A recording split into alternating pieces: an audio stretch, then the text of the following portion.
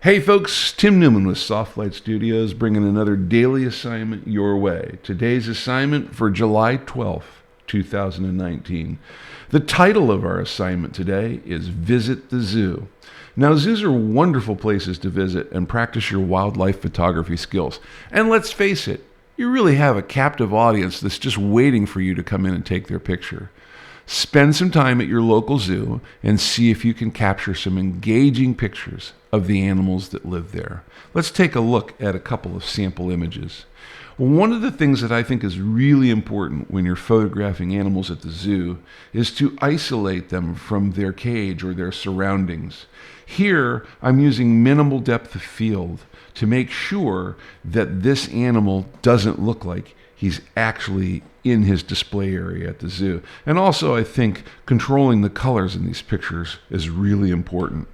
In this next picture, we have a really great head-on view of this lovely little guy, and he's really given us the stare down. Point of view or perspective is really important here. Let's take a look at some of the elements of design that matter to us.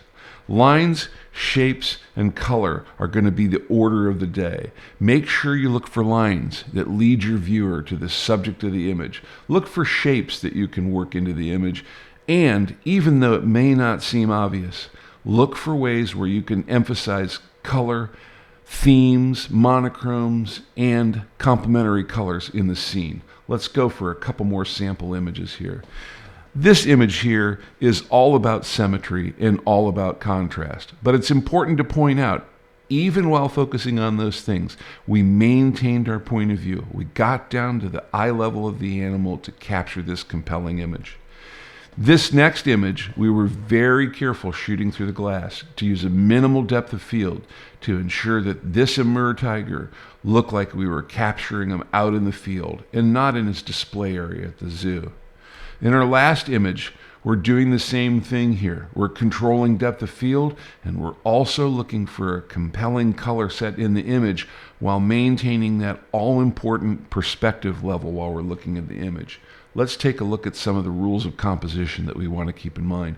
Rule of thirds is always important, and geometric balance matters too. But I think the one that we want to pay the most attention to when we're shooting animals is point of view. Get down at their eye level. Engage them in a way where they are able to convey their personality to the viewer through the shot. All right, let's take a look at the rules that we always throw out here at the end. If you're going to submit this image for the semi-monthly image critique, please make sure you format it as you see in the first 5 line items here. And make sure you name the image so that we can identify it as you see in the example here below. If neither of these make sense, look at our Update 01 video that we posted just recently and for which you'll find a link below to get an explanation of how this contest and how this assignment series works.